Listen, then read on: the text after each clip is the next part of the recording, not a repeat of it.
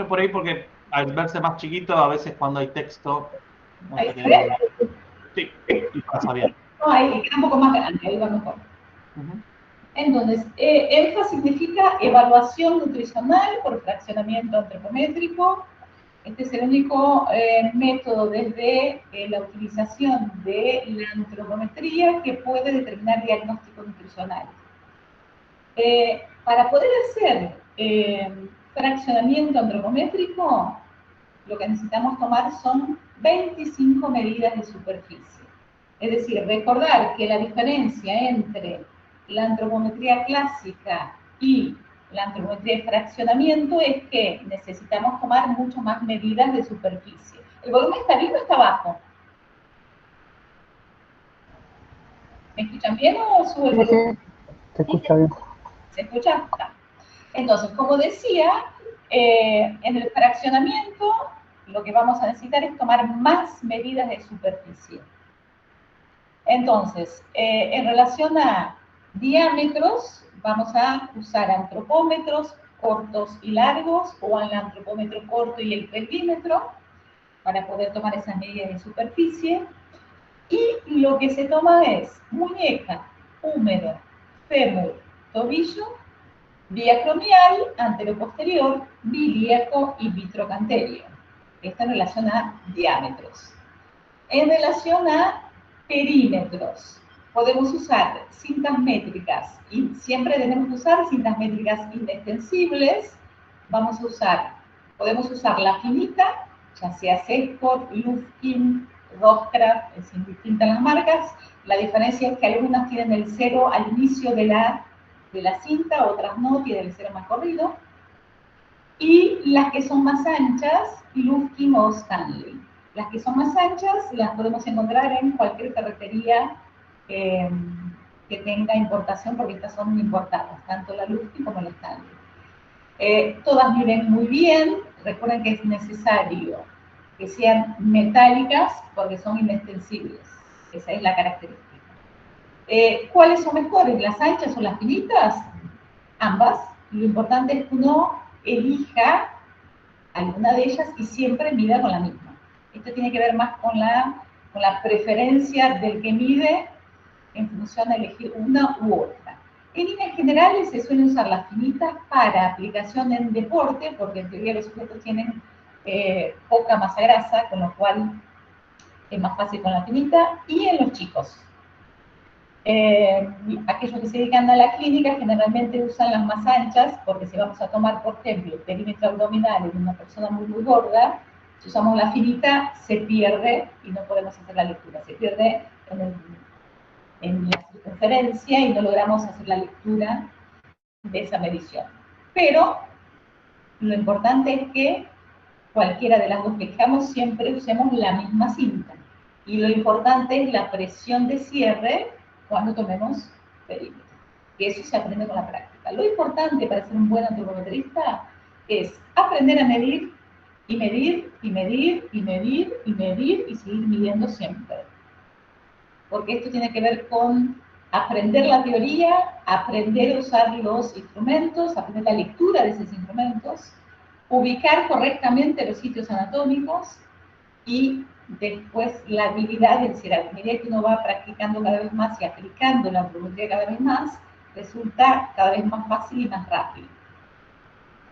En relación a pliegues, no sugiero los pliegues de los adipómetros o calibres de plástico, porque si yo mido a una persona que tiene poca masa grasa, usando un calibre de plástico que es mucho más barato que cualquiera de estos, ya sea el Lange, el Harpen o el Sescott, que son muy caros, es probable que la medida me dé muy parecida, porque tengo muy poca grasa. Pero a medida que el sujeto vaya aumentando la masa grasa, lo que va a pasar con los calibres plásticos es que vamos a encontrar una medida muchísimo mayor a la real. Es decir, que vamos a encontrar mucho más error con un calibre de plástico que con estos que no lo son. Por eso mi sugerencia es, por más que sean más caros, dar la plata para poder comprar alguno de estos, porque con los instrumentos uno los compra, salvo que uno los pierde, se lo roben, uno lo compra una sola vez y duran toda la vida. ¿qué diferencia hay en estos instrumentos? El de la izquierda, el verde, el famoso, muy conocido Lange, originariamente era americano, ahora todo es fabricado en China, tiene un desvío de milímetro en milímetro, es decir que, fíjense que esas ramitas blanquitas es lo que toma contacto con la superficie del pliegue. Entonces, lo que vamos a leer son 10, 11, 12, 13 milímetros. Es decir, que la lectura se hace directamente en el instrumento con un único reloj, es decir, con este reloj de media luna. Este fue uno de los primeros instrumentos conocidos y fabricados. El segundo fue el Carpenter, este de la izquierda arriba, que tiene dos relojes, tiene un desvío de 0,1, es decir, que vamos a medir 12,1, 13,7, tiene una superficie de contacto con el pliegue mayor, es decir, que agarra mejor, y la diferencia con el Lange es que tiene una presión de cierre mucho mayor, es decir, que aprieta más. Por eso es que, además del desvío, en vez de ser un desvío de 1, de milímetro en milímetro, de 0,1, una presión de cierre mayor, con lo cual aprieta más. Por eso es que el calibre de Carpenter se sugiere su uso y su aplicación solo para sujetos que realizan deporte de manera profesional o de competencia. Es decir, ¿por qué? Porque tienen, en teoría, menor cantidad de masa grasa. Si yo utilizo el Carpenter para evaluar un paciente en el área clínica, un gordito, voy a estar apretando más porque la presión de cierre del, no soy yo que voy a apretar más, sino que el calibre, como tiene una presión de cierre mayor, aprieta más y vamos a estar informando un valor menor al real. Por eso es que si usáramos el Carpenter para evaluar pacientes, estaríamos subestimando la masa grasa. Por eso la indicación del Carpenter para uso en deportistas únicamente. Y el de abajo, que es una imitación al diseño del Carpenter, se llama Sescor, tiene una presión intermedia entre el Lange y el Carpenter y tiene un desvío de 0,1. Es decir que ustedes pueden medir 12,1, 13,7, 14,6. Y con este mismo instrumento van a medir no solo pacientes o sujetos en la clínica, sino que también deportistas. Es decir, que con el mismo instrumento podemos medir cualquier población, ya sea sedentario, ya sea pacientes en la clínica, ya sea deportistas que hacen esa actividad de forma amateur o profesionales. Esta sería la diferencia de estos calibres. ¿Alguna duda en relación a los instrumentos que vimos hasta ahora? ¿Algo que me quieran preguntar? No. ¿No? Sigo entonces. Cada vez, cuando tengan alguna duda, pregúntenme que yo paro digamos, la presentación sin ningún problema. ¿Qué dudas tienen en relación a la técnica de medición? En la parte teórica, por supuesto, porque las dudas siempre surgen en la parte práctica cuando vamos a medir. Pero desde la teoría, ¿qué duda tienen en relación a los instrumentos y en relación a las técnicas de medición? Porque ustedes ya hicieron el taller, ¿no? Sí. ¿Alguna duda en relación a la teoría, a los instrumentos? ¿Algo que me quieran preguntar? No. ¿No? Bien, entonces lo que vamos a hacer ahora es hablar un poco de la historia del fraccionamiento. ¿Cuándo surge el fraccionamiento? Uno pensaría que el fraccionamiento es bastante nueva, la aplicación del fraccionamiento a nivel individual, a nivel método de evaluación, de uso para conocer los componentes. Sin embargo, el fraccionamiento, es decir, usar la antropometría para fraccionar el cuerpo, surge y nace en el año 1921, cuando Hingit Mantieca, conocido como el padre del fraccionamiento antropométrico, al igual que Quetelet, que fue conocido como el padre de la antropometría en general, creando el BMI, el índice de masa corporal, Mantieca es considerado el padre del fraccionamiento antropométrico, porque él lo que hizo fue dividir el organismo en 4 componentes y creó fórmulas para poder definir esos 4 componentes. Esos 4 componentes eran la masa esquelética, la masa grasa, la masa muscular y la masa residual o visceral. Es decir, esa masa era calculada a partir de multiplicar el peso por un factor y tanto masa residual como masa visceral eran sinónimos. Después del año 1921, lo que ocurre en el año 1974 es que Drinkwater y Ross lo que hacen es cambiar la forma de cálculo de los componentes y en vez de aplicar las fórmulas de Manteca, aplican el puntaje Z para cada una de las medidas de superficie necesarias para la aplicación del fraccionamiento. Es decir que el puntaje Z es medida-medida, y en general medida-medida menos la media sobre un desvío estándar. Acá, si ustedes ven, lo que vamos a hacer es, la medida-medida es considerar el B, la media es el phantom, entonces tengo la medida, antes de restarle a esa medida el phantom, lo que se hace es, se divide la altura del phantom, que es 170,18, sobre la altura de la persona, y todo eso se divide por el desvío estándar de esa medida. Entonces, se calcula el puntaje Z para cada una de las medidas de superficie y a partir de ahí se calcula la masa. Entonces, cuando Drinkwater y Ross cambian la forma de calcular los componentes, lo que están haciendo es mejorar el cálculo de cada uno de esos 4 componentes. Pero en este mismo año, además de esa modificación en el cálculo de los componentes, lo que se hace es medir 23.512 personas en todo el mundo. Es decir que Ross y William lo que hacen, ese mismo Ross que modificó la forma de cálculo de esos componentes, crean la población de referencia Phantom, que es un modelo unisexo, es decir, que no tenemos un Phantom masculino y un Phantom femenino, sino que es un modelo creado a partir de la evaluación de 23.512 personas en todo el mundo. Es la mayor población de referencia que existe desde ese año, desde 1974 hasta ahora. No existe otra población de referencia tan grande como esta. En este año, entonces, fíjense que vamos conociendo el fraccionamiento y se va mejorando la forma de cálculo de los componentes desde el año 1921, a partir de Manteca, y vamos saltando del 21 hasta el 74, y del 74 saltamos al año, esta sería la población de referencia, es decir que tenemos un valor promedio, más o menos un desvío estándar para cada una de las medidas, y saltamos, como decía, el año 1980. En el año 1980 se valida la metodología de fraccionamiento. ¿Qué significa validar una metodología?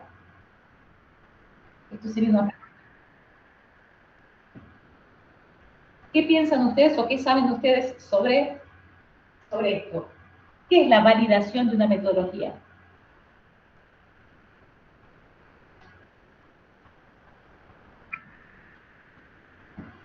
¿No sabemos? ¿Qué sería? Esto sería una pregunta. ¿Qué es la validación? Cuando ustedes leen la... Veníamos de metodología que, por ejemplo, era cuando vos lo podías extraponer a la sociedad. ¿Por qué? Porque era representativo. Porque lo comparás con otro método. Porque se compara con el otro, ¿con qué método exacto? Por la disección cadavérica, tengo anotado. En este caso, bien, es decir, validar una metodología sería comparar, está muy bien lo que ustedes dicen, es comparar esa metodología con la metodología que mejor mide eso, es decir, con el gol estándar, y ver si hay relación. Es decir, que si uno mide o evalúa un sujeto o una población con una metodología que fue comparada con el gol estándar y que se encontró muy buena correlación, significa que entonces, en vez de usar ese gol estándar, yo puedo usar esa metodología. Es decir, que entonces, en el método de fraccionamiento, el gol estándar es, en primera instancia, el cadavérico, es decir, la comparación de todas las fórmulas para la aplicación del fraccionamiento, comparar esos resultados con los resultados obtenidos a partir de la disección cadavérica. Eso fue lo que hicieron Drinkwater y Ross en el año 80. Es decir, que compararon las fórmulas de Mantieca y los resultados que daban en cada uno de los componentes con las fórmulas de Mantieca versus lo obtenido en cada uno de los componentes en la disección cadavérica.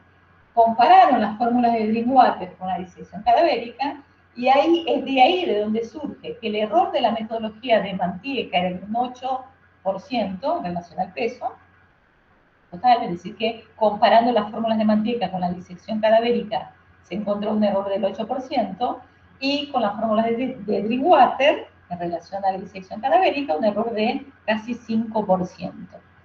Por eso es que cuando se comparan todas las fórmulas con la disección cadavérica y se valida, recién en el año 80 se hace esto, y recién en este año es que se conoce la metodología de fraccionamiento. Por eso es que, si bien el fraccionamiento surgió y nació en el año 1921, se empieza a conocer a partir del año 1980 y no antes. ¿Se entiende este concepto? Sí, sí. ¿Y por qué a partir de este año entonces, que se hace la validación de la metodología, por qué solo se conocía el fraccionamiento en deporte?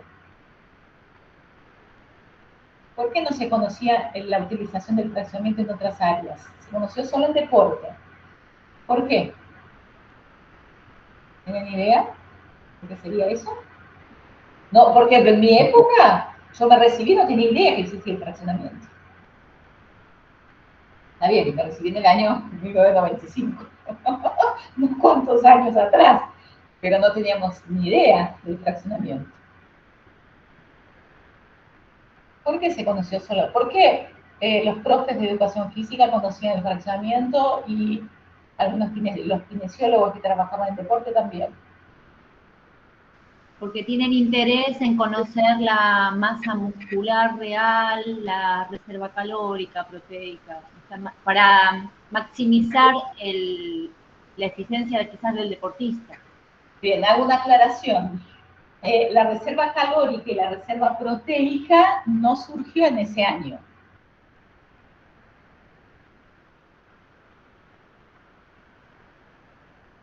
¿Se entiende lo que digo? Es decir, cuando esto se aplique en deporte, ¿qué es lo que ocurre? ¿Por qué esto se aplica en deporte? Porque en las Olimpiadas se evalúan los equipos número 1 del mundo, no solo los equipos, sino tanto el deporte individual como el colectivo, se van evaluando los número 1, ya sea a nivel individual o a nivel equipo. Y se van determinando perfiles de composición corporal. Entonces, se define que un jugador de tenis número 1 tiene tanta cantidad de masa muscular, tanta cantidad de grasa, tanta cantidad de esqueleto. ¿Me siguen? Y entonces, lo que se quería es que todos aquellos que trabajaran en deporte y que quisieran hacer un deporte de élite, se tenían que parecer a ese perfil de composición corporal del número 1 o a ese perfil de composición corporal en la localización en campo de juego en función del deporte y en función de la localización. Por eso es que los que trabajan en deporte conocían el fraccionamiento y en todas las demás áreas no se conocía. No es porque quisieran conocer la reserva calórica y proteica, porque eso surge mucho más adelante. Y la reserva calórica y la reserva proteica es el diagnóstico. Es diferente, eso lo vamos a ver un poquito más adelante. ¿Se entiende la diferencia? ¿Se entiende por qué el deporte se conoció y nosotros en el área de salud no lo conocíamos, el fraccionamiento? Sí, sí, perfecto, gracias. ¿Sí? Bien. Entonces se conoció el deporte por eso, ¿no? Porque se evaluaron los número 1 y se intentaba que para que una persona pudiera, un sujeto, pudiera llegar a ser número 1, tenía que ser parecido en ese perfil de composición corporal. En el año 1988 surgen exactamente en el mismo año 2 líneas de investigación en relación al fraccionamiento. Es decir, que si hablamos de la historia del fraccionamiento, esto surge en el año 1921, en el 74 se cambia la forma de cálculo, se crea la población de referencia, en el año 86 valida, y en el año 88, a partir de esos 4 componentes creados por Mantieca y modificados por Greenwater, se despliegan 2 líneas de investigación. Fíjense qué interesante que exactamente en el mismo año. Entonces, en el año 88, en Argentina, Basaluso toma las fórmulas y empieza a aplicarla en pacientes, y Kerr en Australia sigue la línea de investigación de Ross, sigue aplicándola en deporte y hace algunas modificaciones en esos 4 componentes creados. Vamos a hablar entonces primero de la línea argentina creada por Basaluso y después vamos a hablar de Kerr. Entonces, la línea argentina, Basaluso, es lo que después vamos a llamar y definir como ENFA, y la línea de Kerr, comúnmente llamada, mal llamada, pero comúnmente llamada como ISAC. Entonces, en el año 88, Basaluso lo que hace, como les dije, es tomar las fórmulas de Greenwater y aplicar este método de fraccionamiento en los pacientes. Evalúa pacientes y esos mismos pacientes son evaluados con el fraccionamiento antropométrico y con el método isotópico. El método isotópico es un método que no es inocuo, que se usa solo en investigación, que lo que hace es dividir al componente, digamos, el organismo en 2 grandes componentes, masa magra y masa grasa. La masa grasa la calcula por diferencia y la masa magra es sinónimo, es lo mismo que la masa muscular. Cuando ustedes ven en los diferentes estudios, en las diferentes publicaciones, la masa magra es tanto, ¿eso es sinónimo de masa muscular? Esto sería una pregunta.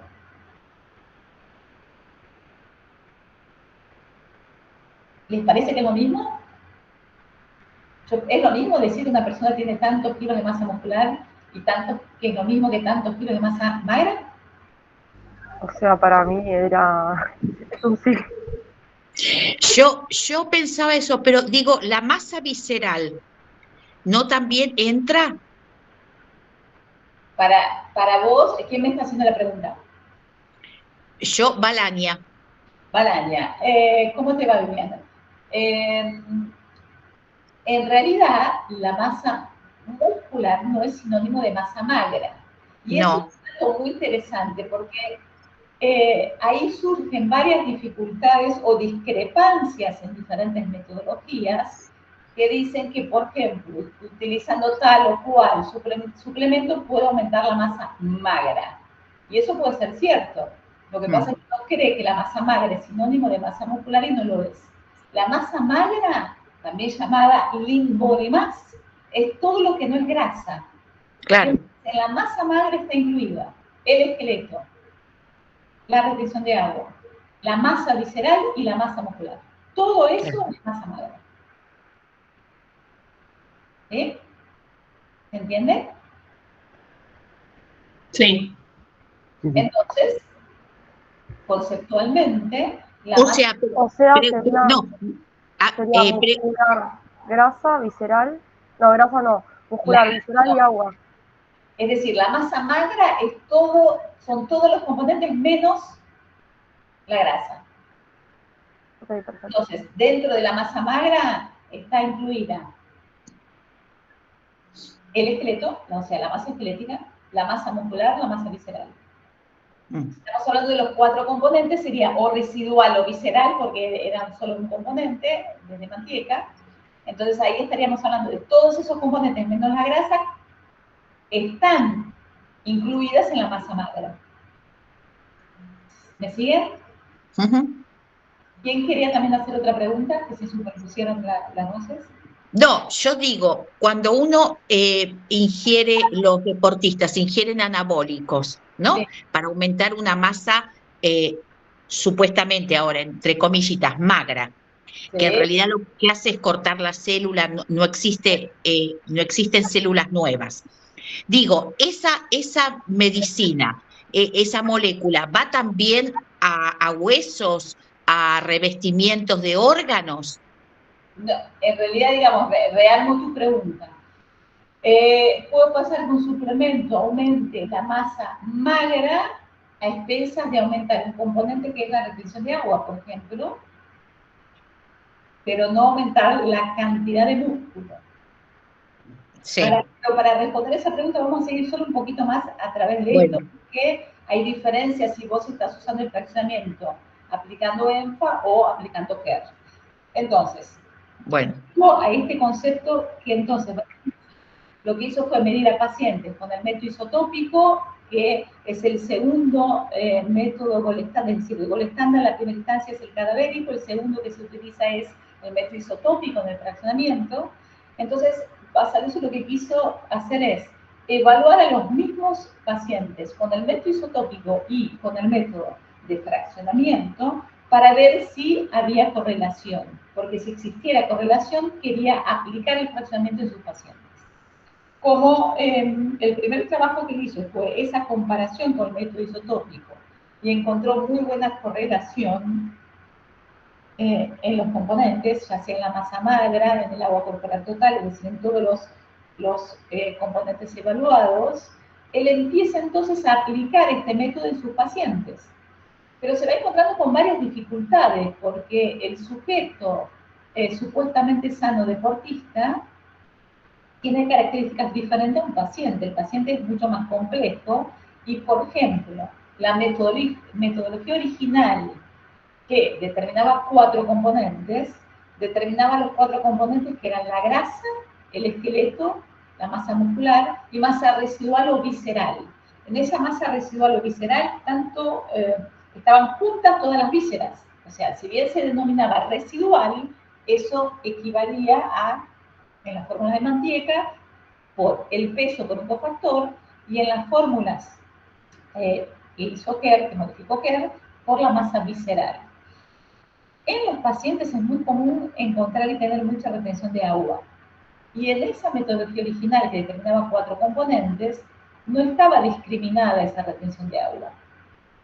Entonces, la primera modificación que hace Basaluso en la metodología original es sumar los 4 componentes originarios, es decir, él suma la masa grasa, la masa esquelética, la muscular y la visceral, y a esa sumatoria la llama peso estructural. El peso estructural no es el peso que la persona debiera tener, no es el peso ideal, sino que es solamente el peso obtenido a partir de la sumatoria de las 4 masas. Él entonces lo que hace es, pesa al paciente, al sujeto, y le resta al peso pesado ese peso estructural. Entonces la diferencia entre el peso de balanza y el peso de la sumatoria de esas 4 masas lo denomina y lo llama masa residual. Es decir, la masa residual es la única masa, el único componente que no es calculado por las medidas que nosotros tomamos, sino que es calculado por la diferencia con el peso de balanza. Y esta masa residual entonces sería la retención de agua, y esta masa residual va a estar aumentada, por ejemplo, en pacientes con hipotiroidismo subclínico, en pacientes con ascitis, en pacientes que cursen cualquier patología que tenga o que predisponga a la retención de agua, como por ejemplo una insuficiencia renal, una insuficiencia cardíaca congestiva, es decir, esta masa residual para Basaluso era entonces el 5º componente. ¿Se entiende esta primera modificación que hace Basaluso al método? Sí. ¿Sí? Seguimos entonces.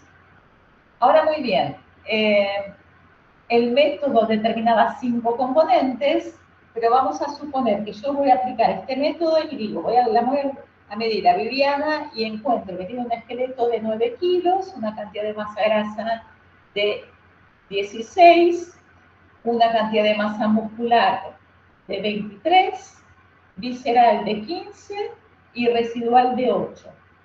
¿Qué me dice eso? ¿Qué me dice conocer la cantidad de kilos y en porcentaje de los componentes de una persona? ¿Me sirve para algo solo conocer los componentes? Yo digo, Viviana tiene 9 kilos de esqueleto. Ajá. Tiene. Así, en valores separados, no te sirve mucho. No, a mí me parece que tiene que haber una armonía entre, por ejemplo, la cantidad de masa esquelética sostenida por tanta cantidad de músculo. Bien, Y es correcto, y ese concepto entonces, es decir, conocer solo los componentes de una persona, sobre todo de un paciente o una persona supuestamente sana, que no hace deporte de élite, porque si vamos a suponer que Viviana jugara, voy a inventar, jugara al tenis de manera profesional. Entonces estaría bien que yo calculo solo los 5 componentes y comparo los componentes de Viviana con la número 1 de tenis y digo, mira Viviana, vos tenés que bajar la grasa porque para ser número 1 tenés que tener X cantidad de masa grasa. Tenés que subir la masa muscular porque la número 1 tiene X cantidad de masa muscular y vos debieras ser parecida a. Por eso es, con este criterio es que se usó y se aplicó el fraccionamiento en deporte, solo para conocer los componentes y que estos componentes fueran parecidos al número 1. Ahora, Viviana no es deportista, ahora corremos el ejemplo de deporte. Cualquier persona que no quiera hacer deporte de manera de elite, de manera profesional, no me sirve saber los componentes solo en kilos o en porcentaje. ¿Sí? Lo importante es entonces, era poder encontrar una manera de hacer un diagnóstico nutricional para cada sujeto, y esto surge, y esto fue creado por Basaluso, a partir de la evaluación de, este fue uno de los primeros trabajos que hizo, donde evaluó 80 personas, 10 personas con bajo peso en relación al peso ideal, 30 personas con peso normal, 40 personas con peso alto. Él calcula la masa esquelética de cada uno de esos grupos y va encontrando que en el grupo A, que tenían un bajo peso, el esqueleto era en promedio 9,91. En el grupo B, que era un esqueleto que tenía un peso normal en relación al peso ideal, el esqueleto era mayor, el promedio era de 11,13. Y en el grupo de peso elevado, el esqueleto era más grande aún. Calcula la masa muscular de cada uno de esos grupos y calcula la R, la relación entre masa muscular y masa esquelética en cada uno de los grupos. Encuentra una R de 0,85, grupo A, 0,84 y 0,80 el grupo B y C, con un p-valor menor a o, esto es llamado p-valor alfa menor a 0,05. Recuerden ustedes que en ciencias de la salud se considera que cuando una R es mayor a 0,7, significa que es aplicable, es decir, que hay diferencias entre eso que estoy evaluando, que en este caso serían la comparación entre una masa y otra, y que eso no se debe enlazar en función al valor que he encontrado. Este fue el trabajo que definió la creación del concepto de reserva proteica por Basaluso, es decir, que para un peso X de esqueleto necesito una cierta cantidad de masa muscular. Entonces, cuando el esqueleto es menor, necesito menos. Cuando el esqueleto es mayor, voy a necesitar más. Es decir, que la cantidad de masa muscular que se necesita está supeditada al peso del esqueleto que se tiene y no al peso de balanza.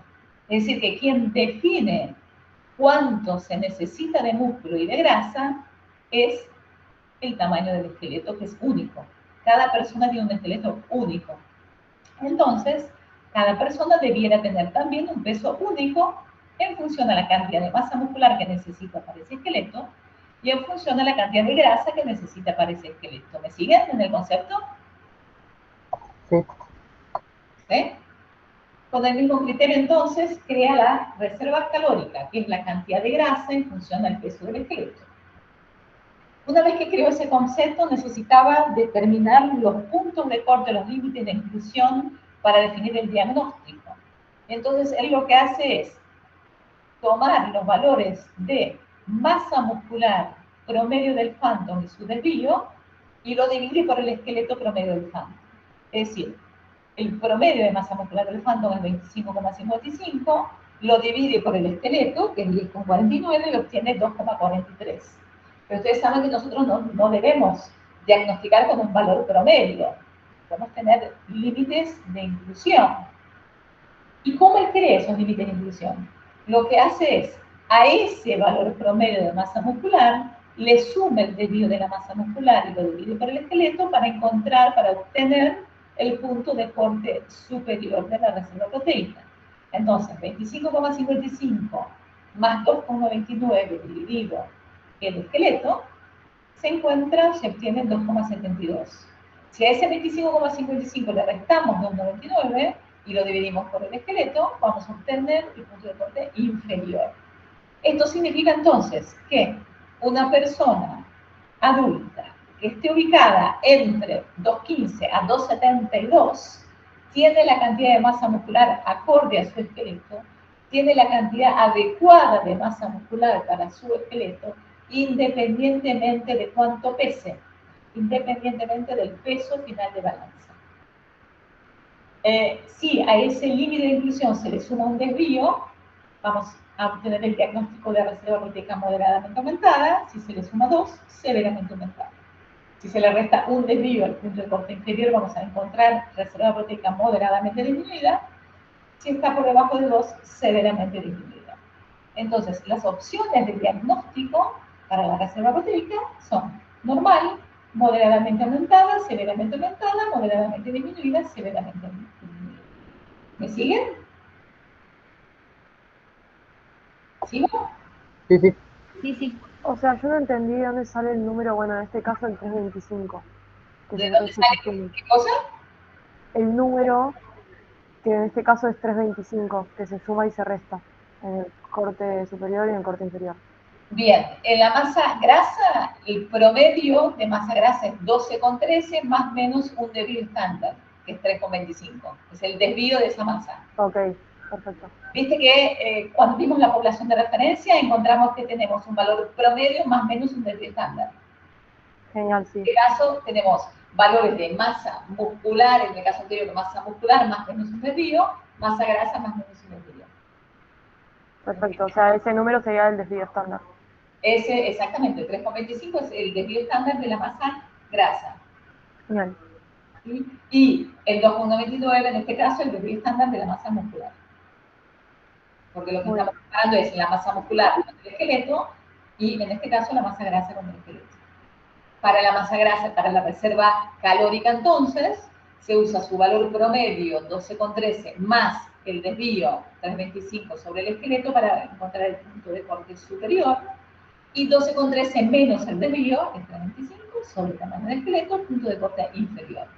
Entonces, siempre y cuando una persona tenga un valor de reserva calórica ubicado entre 0,85 y 1,45 y 1,47, significa que tiene la cantidad de masa grasa adecuada para su esqueleto independientemente de cuánto pese.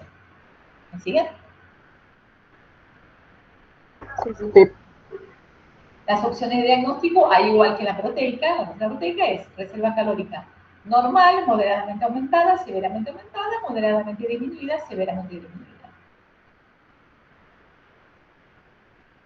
Cuando esto se aplicaba a los adultos que tenían un valor promedio diferente al Phantom, es decir, un hombre con esqueleto muy grande, muy alto, y un hombre o una mujer con un esqueleto muy chiquito, muy petizo, cuando se calculaban todos los componentes, encontrábamos, por ejemplo, en una persona muy grande, en este hombre tan grande, con esqueleto grande y peso final tan alto, que el peso estructural daba mayor que el real. Y el peso estructural jamás puede dar mayor que el real, porque todavía deberíamos encontrar la masa residual. Es decir, que siempre el peso estructural tiene que ser menor o a lo sumo igual al peso real y nunca mayor. Entonces, cuando uno encuentra que el peso estructural es mayor que real, hay alguno de los componentes, en este caso, en esta época, que estaba siendo mal calculado. Por un trabajo, uno de los siguientes trabajos, que fue la evaluación de más de 400 personas, se determinó que la masa grasa que estaba siendo mal calculada en los sujetos que eran diferentes al peso y talla del Phantom era la masa grasa. Por eso es que entonces un ingeniero nuclear creó un factor R, toda esta fórmula en rojo, que se incorpora en las fórmulas de la masa grasa cuando necesario, para de alguna manera acomodar ese cálculo y mejorar el cálculo de la masa grasa en los sujetos que eran diferentes al peso y talla del Phantom. Entonces, con la aplicación de esta modificación en el cálculo de la grasa, el error del método, que era alrededor del 5%, baja a un 2,39. ¿Y en los niños? ¿Qué pasaba en los niños? Si bien la población de referencia Phantom va de 6 hasta 69 años, cuando se evaluaban a los chicos, se veía que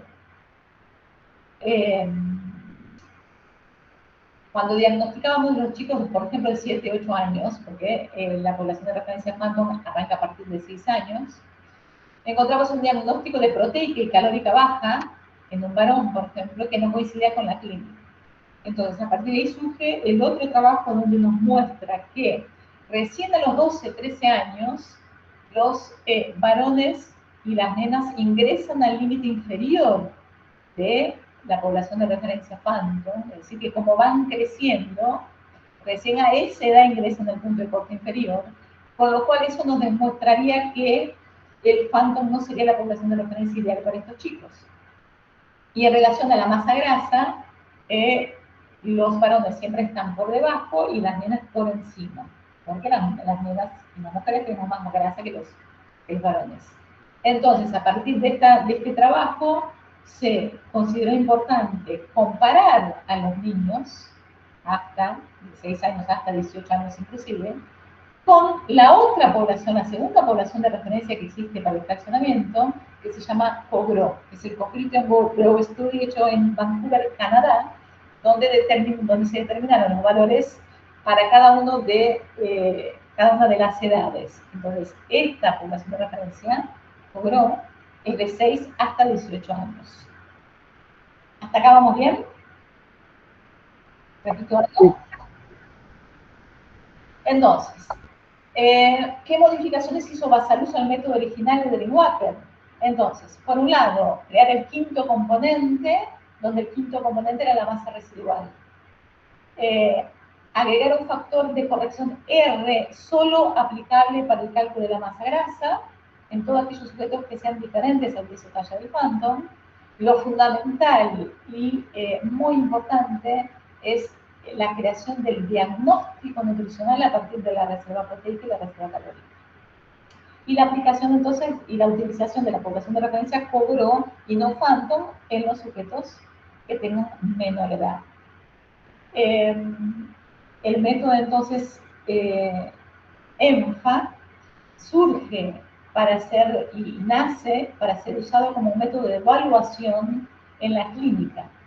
Lo que pasó en la práctica es que yo lo apliqué también en deportistas de elite, porque como me llamaban para hacer evaluaciones en deportistas de elite, he encontrado entonces diagnósticos en los sujetos, deportistas de elite número 1, en los equipos, y me encontré con algunas cosas interesantes. Supuestamente, si uno piensa en un deportista de elite, pensaría que tiene los componentes ideales y que tiene un diagnóstico de normalidad. Sin embargo, en varios he encontrado reserva proteica disminuida, por ejemplo.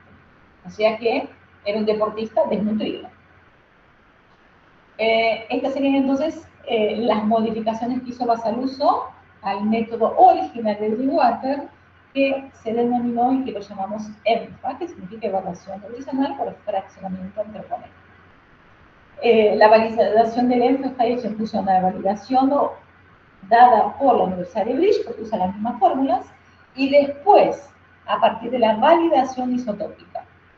Y en embarazo, esto es muy interesante, cuando se aplicó el método ENFA en embarazo lo que va a modificar es que en la masa residual vamos a encontrar el líquido amniótico, la placenta, la metabolemia, la retención de agua y el chico.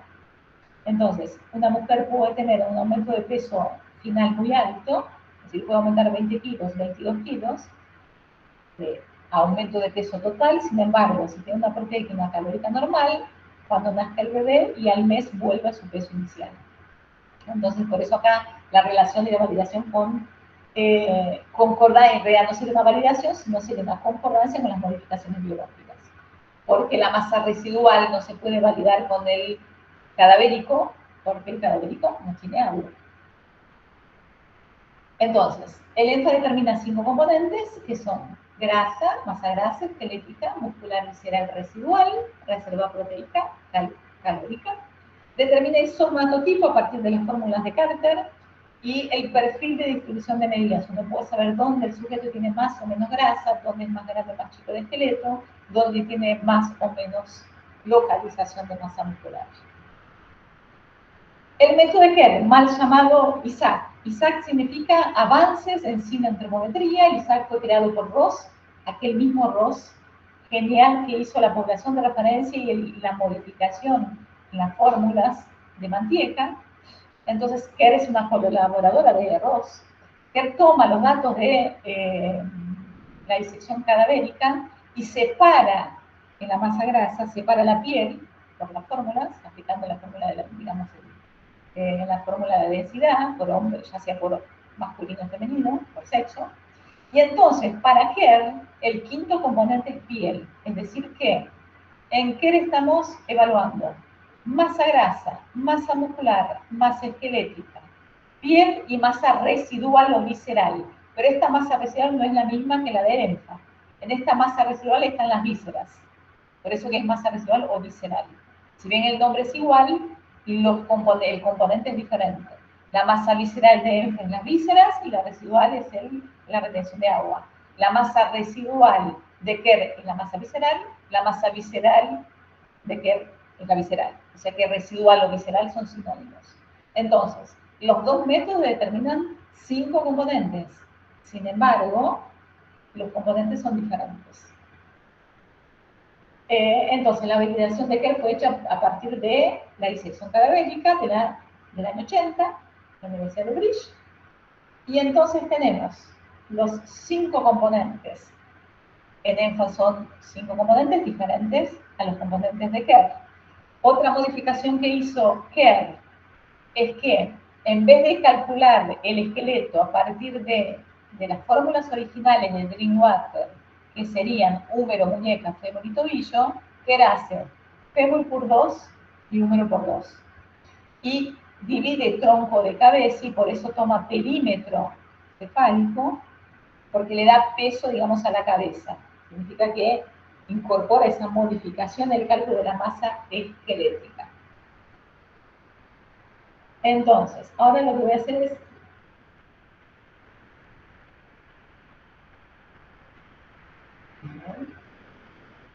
interromper un poquito para hablar de las diferencias. ¿Se entiende las diferencias entre los dos métodos de evaluación?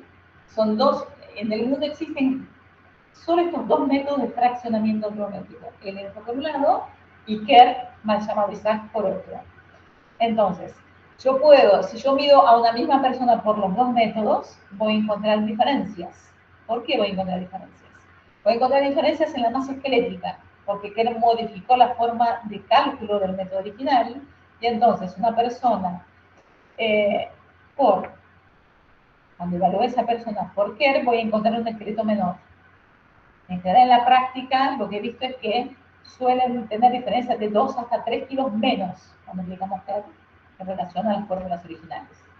La otra gran diferencia es que el método de Kerr no tiene el cálculo, en el cálculo de la masa grasa, el factor R. Entonces, voy a encontrar diferencias en la masa grasa por ENFA y en la masa grasa por Kerr. Es decir, la persona es la misma, pero sin embargo vamos a encontrar valores diferentes. ¿Por qué?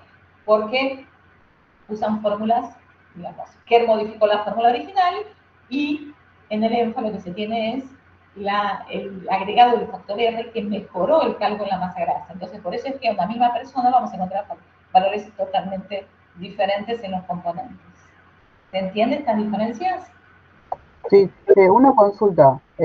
Tengo acá también que de la clase que se había subido que en la de Kerr solo se usa en deporte, puede ser, no en clínica.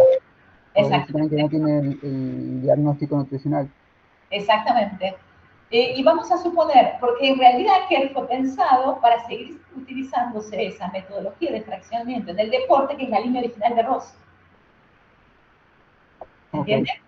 Sí, sí. Y además, vamos a suponer que voy a decir, bueno, yo voy a usar las fórmulas de Kerr, voy a usar Isaac, pero hago masa muscular sobre masa esquelética, que es la reserva proteica, y hago la división entre los componentes de Gilmore 3 de masa grasa sobre masa esquelética. ¿Por qué no debieras hacer eso? Porque vas a encontrar valores absurdos. ¿Por qué? Porque al modificar la forma de cálculo del esqueleto, el esqueleto va a ser menor. Entonces, cuando vos dividís el promedio de la masa muscular con ese esqueleto menor, vas a encontrar valores altísimos, valores de 4 o 5. ¿Y cómo comparas ese valor con los límites de exclusión que son usados a partir de la población de referencia? ¿Cuánto? ¿Se entiende lo que quiero decir o estoy confundiendo? Sí, no, sí, se entiende, se entiende. Sí, voy a sobreestimar la masa muscular. En realidad, no sobreestimas la masa muscular, porque la masa muscular en realidad está bien calculada. Subestimas el esqueleto, en realidad. Entonces, Claro, sí. ese valor... En la cuenta me salen los valores fuera de rango. Exactamente. Entonces vas a encontrar valores ilógicos. ¿Sí? Todos tendrían valores de 5 o 6, que serían como 3 veces más de lo habitual, de lo normal, digamos. ¿Sí? Y en la masa grasa vas a encontrar valores muy diferentes también, porque no está el factor de corrección para el cálculo de la masa grasa.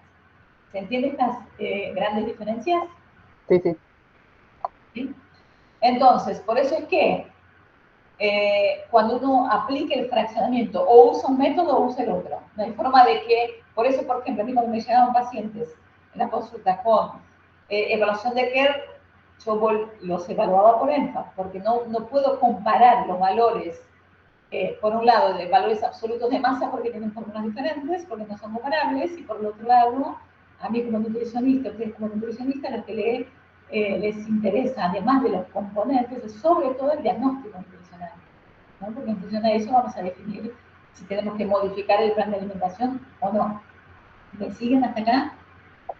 Sí. ¿Sí?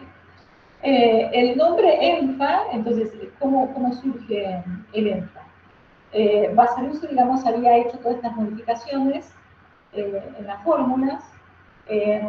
Basaluso fue un médico terapista. Él creó las normas de terapia intensiva para la Argentina. Hace todas estas modificaciones. Cuando yo conozco este método, quedé fascinada.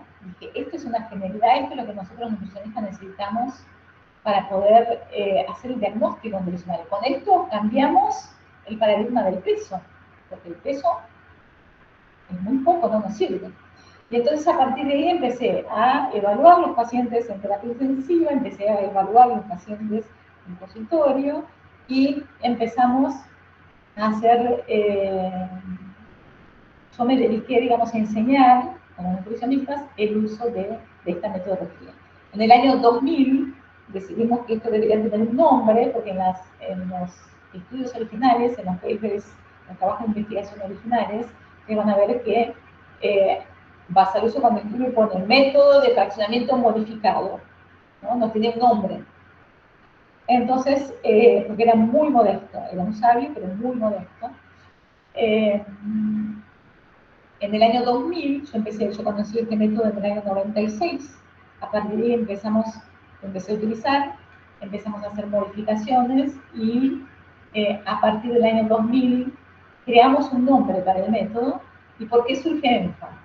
Yo ya en esa época, yo ya daba clases en evaluación desde el año 1994, siempre fui pro evaluación nutricional, trabajé muchos años en evaluación y considero que nuestro trabajo es evaluación nutricional, ya sea a nivel individual o poblacional. Entonces, siempre fui pro de evaluación nutricional y esto era fraccionamiento. Entonces, juntando evaluación nutricional y fraccionamiento, ahí surge el nombre ENFA. Por eso es que van a ver el nombre ENFA a partir del año 2000 y no antes. Antes van a ver los trabajos publicados que aparece como método de fraccionamiento modificado. ¿Sí? A partir del año 2000, entonces, se llama ENFA y en todos los trabajos lo van a encontrar, entonces ya método ENFA. ¿Alguna duda en relación a esto? ¿Algo que me quieran preguntar? Lo que vimos hasta ahora. ¿Alguna duda? No. ¿No? Es un problema cuando no tienen dudas, ¿no? ¿Qué problema cuando no tienen dudas? ¿O está todo muy claro o...? Se entendió todo perfecto. ¡Ponele! Yo tengo una duda del error absoluto. ¿Cómo del error absoluto? Que había esto de que cuando se hace el otro método, cae a un 5%. No es que el otro, digamos.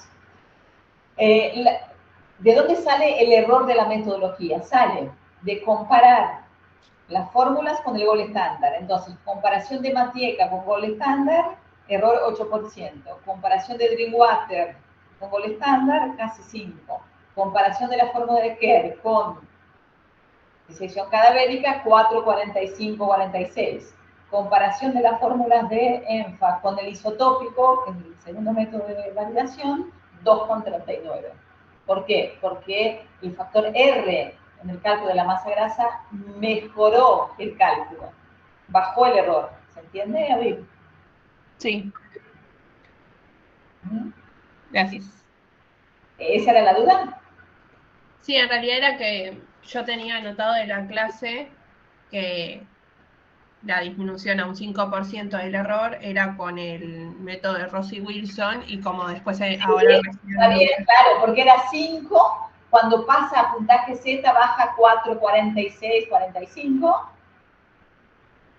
¿Sí? Con la aplicación, es decir, en vez de usar las fórmulas de Matieca, que era un 8% baja, y después es que ya la modificación y la aplicación del puntaje Z mejoró muchísimo la metodología. Que recordar que el 1921 con Matieca era del 8. Sí, y con Drinkwater no dijiste hoy que era de 5. ¿Cómo? Con Drinkwater, no dijiste que hoy era de 5. Yo dije alrededor de 5, pero en realidad es 4,46. Ah, listo. Perfecto, ya está. Sí, en realidad es 4,46. Y después baja a 2,39 con el factor R. ¿Sí? ¿Alguna otra pregunta en función a esto que vimos? ¿Algo que quieran saber de la metodología? Aprovechen. ¿No? ¿Alguna duda hasta ahora? No, por ahora no. ¿No? Bueno, entonces, sigo con los para aprender a cómo se hace la interpretación de los informes. Sí. ¿Sigo? Bien.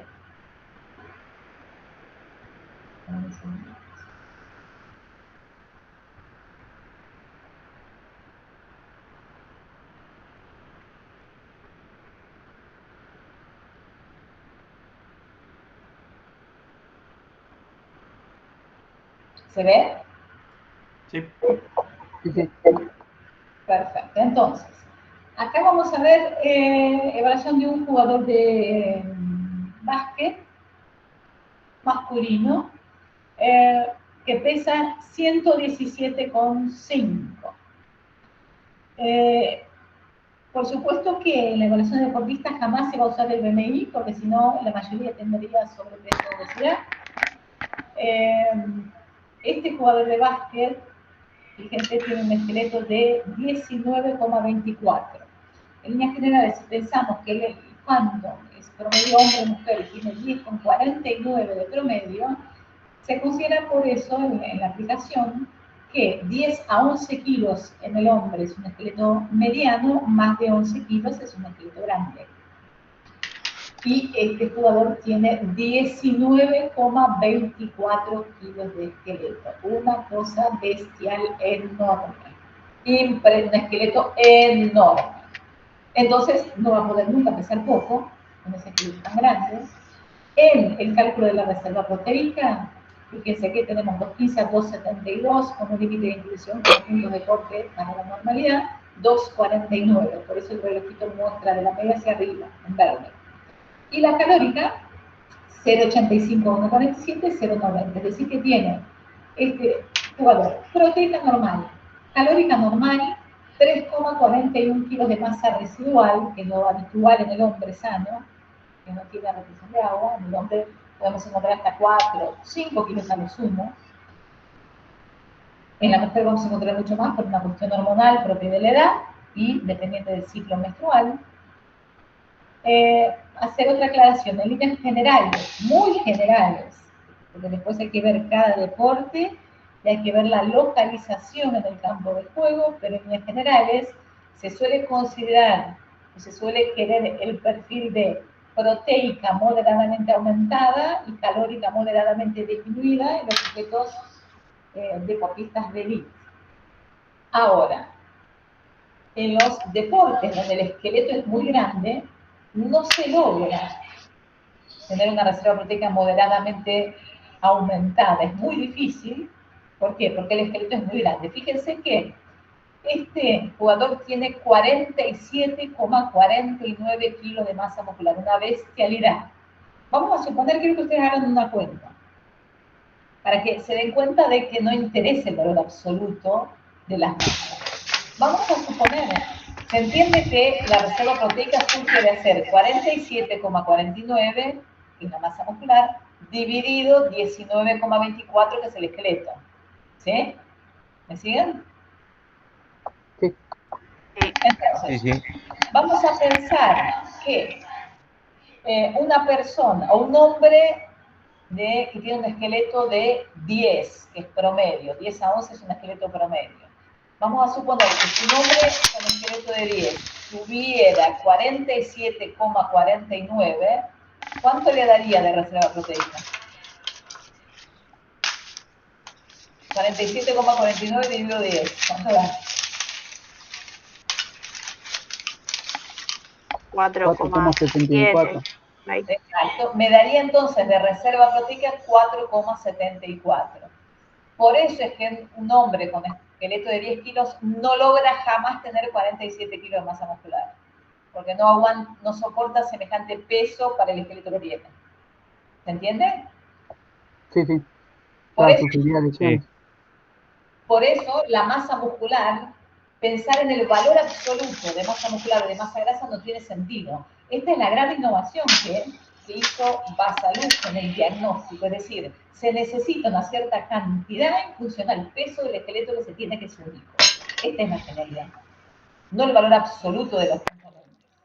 Entonces decía que si bien quisiera llegar a una proteica moderadamente aumentada, en los hombres y mujeres con esqueletos muy grandes no se logra. Entonces se considera normal, proteica normal.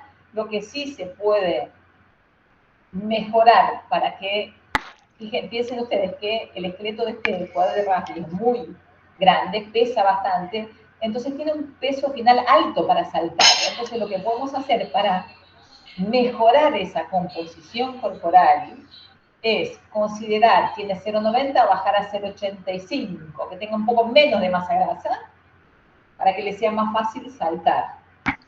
¿Me sigue? Sí. Pero ¿por qué? O sea, ¿disminuir masa grasa para aumentar masa muscular sería o...? No. No. Es decir, no es que vos bajás una para subir la otra, porque los dos componentes son diferentes. Lo que yo digo es que en líneas generales, en deporte se quiere tener menos lastre de grasa para ese deporte, ¿no? Entonces, lo que digo es que uno puede, es decir, porque acá entran dos cuestiones interesantes. Una es el diagnóstico nutricional y otra es el perfil que se quiere para ese deporte. Por eso es que el ENFA fue pensado para la clínica, para un diagnóstico. Entonces, a mi criterio como nutricionista diría, este jugador de básquet está muy bien con este diagnóstico porque está bien, está normal, tiene la cantidad de masa muscular y grasa acorde a su esqueleto. Pero, si uno ahora quiere hacer ambas cosas, que tenga un diagnóstico normal, saludable, porque el diagnóstico normal es proteica y calórica normal, pero quiero que tenga menos impacto en el salto porque tiene 117 kilos finales. Quiero que pese menos.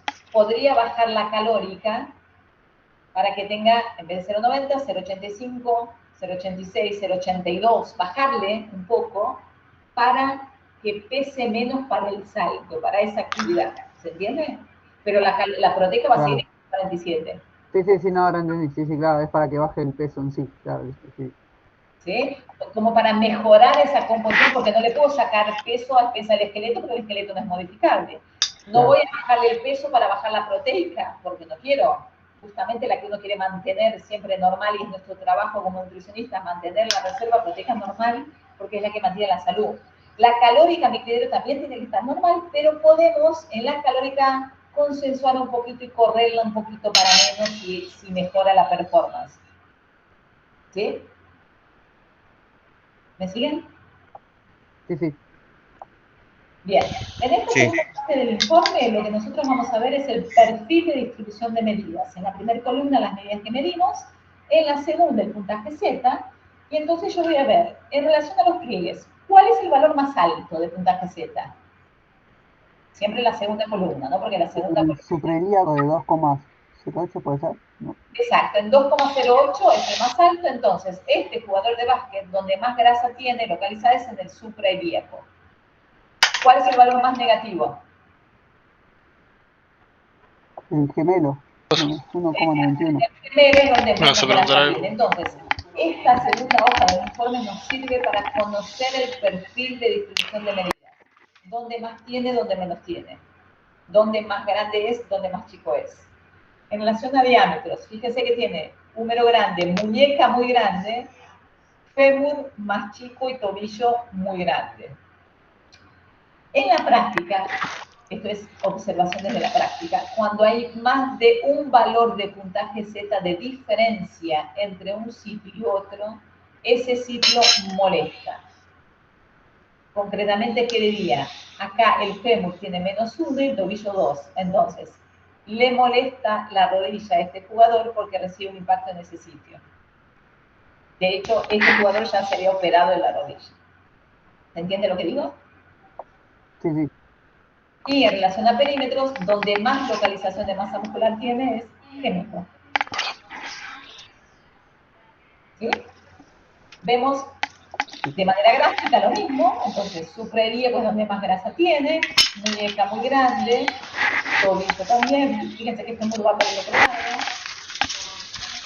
grande de vía acromial, típica distribución del hombre, ilíaco más grande, ilíaco anterior más chico, es decir, distribución en B, gemelo, muchísima masa muscular. Y después, lo que vemos es, en el punto negro sería el punto de deportista, y este puntito en verde sería el número 1, la localización del número 1 de la internacional. El somatotipo solo es un deporte, en la clínica no lo usamos, porque el somatotipo es la distribución del endo, meso y ecto basado en vector XY, es decir, endo, masa grasa, meso, masa muscular, ecto, linealidad. Acá se usan las fórmulas de Carter, y entonces acá lo que nos muestran es que deberíamos que este punto negro de este jugador se acercara al punto de sujeto número 1. Lo que ocurre es que esto es tridimensional y el esqueleto tira hacia adelante. Yo puedo querer bajar masa grasa para que el punto de la izquierda venga más a la derecha. Sin embargo, el esqueleto puede tirar más hacia adelante y el punto caer. Es decir, lo que quiero decir es que el somatotipo le gusta mucho a los deportistas para ver si su punto está parecido al equipo número 1 del elite, pero desde el punto de vista nutricional da muy poca información, porque además el somatotipo está hecho con 10 medidas nada más, no con las 25. Pero les encanta saber si el punto está lejos, no, cómo hacer para correrlo, en fin. ¿Entienden? Sí. Triatlón. Acá tenemos entonces masa esquelética 10,99, 4 kilos de retención de agua. Fíjense que tenemos una reserva proteica mucho menor que el ejercicio del deportista anterior, sin embargo normal, y una calórica severamente disminuida, muy baja. Acá, a este deportista yo le subí un poco la reserva calórica. Si bien ellos no quieren tener un peso muy bajo para la actividad, la calórica severamente disminuida en esos valores, a mi criterio, no es saludable. ¿Por qué? Porque siempre que se necesite ser sometido a una cirugía, durante la cirugía el organismo toma la energía a partir de la masa grasa. Si lo que tenemos es muy poca cantidad de masa grasa, va a tomar la energía a partir de la masa muscular, que es lo que no queremos. En relación al perfil, todo muy negativo, tiene muy poquito de todos los pliegues, diámetros grande de muñeca y grande de tobillo, y localización de masa muscular, tiene mucho más en tronco superior que inferior. Acá vemos lo mismo, la distribución de manera esquemática, y perfil muy parecido de este sujeto al número 1. Gimnasia artística. Una nena de 12 años. Acá tenemos entonces diagnóstico de reserva proteica normal. Fíjense que los valores ya no son 2.15 a 2.72. ¿Por qué? Porque para este grupo etario se usa FOGRO como población de referencia, y los valores de reserva proteica son calculados en función a la edad, y los valores de reserva proteica a la edad y sexo. Es decir que un varón de 12 años no va a aparecer el valor de reserva calórica, los límites de inclusión no van a ser 0,61 a 0,99, sino que van a ser más bajos. Es decir que estos límites de inclusión para la proteica y para calórica dependen de la edad en la proteica y de la edad y del sexo en la calórica. Acá entonces tenemos proteica normal con calórica moderadamente disminuida. Y la diferencia es que en la segunda parte del informe vamos a encontrar la relación con el COGRO, no con el Phantom.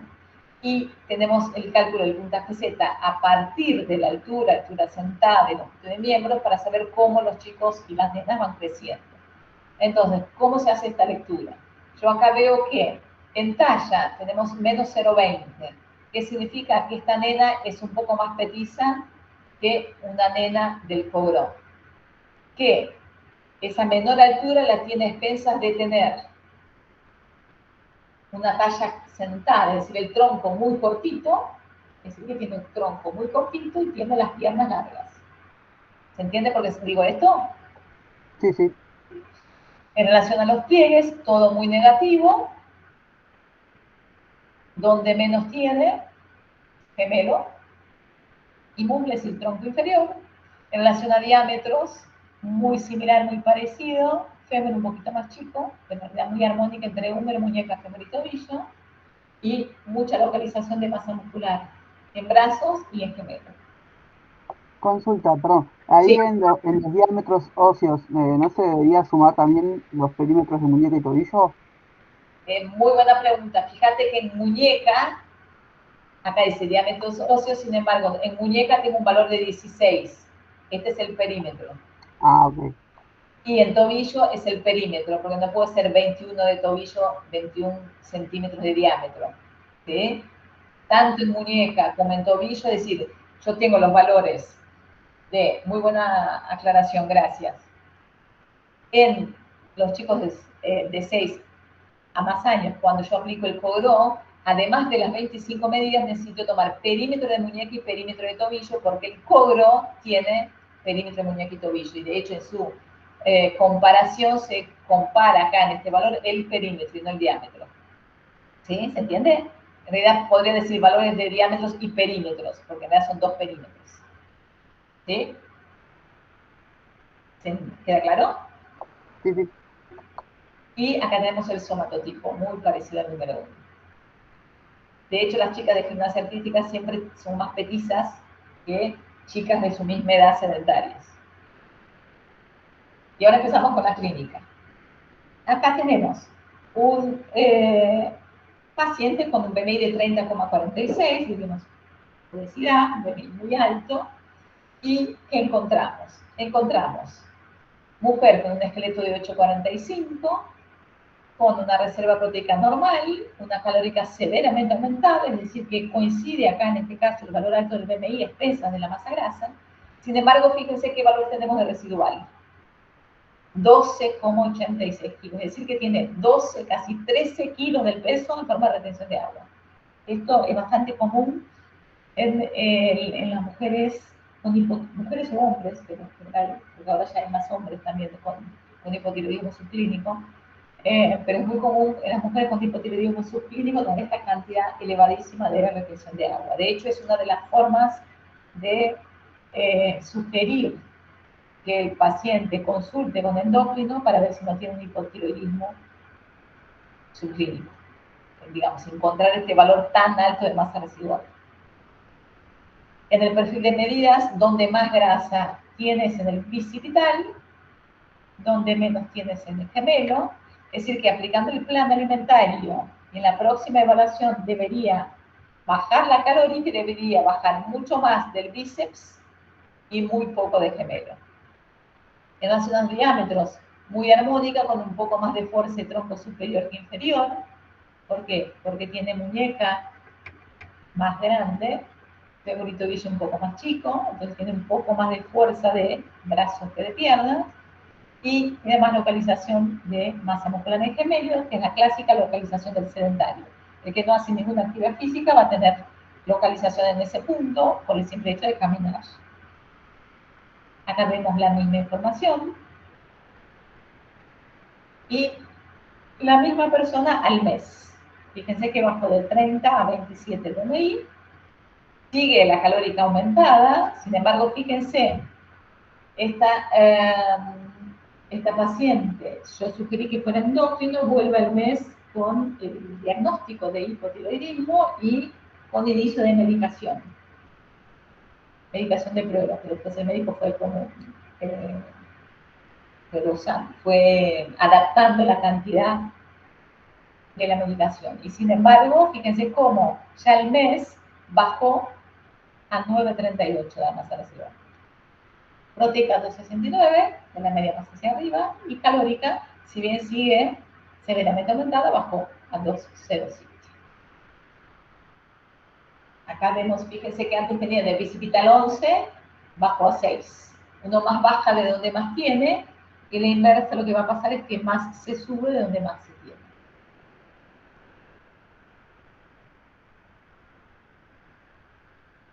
Y acá el comparativo. Entonces, ¿qué pasó con esta mujer?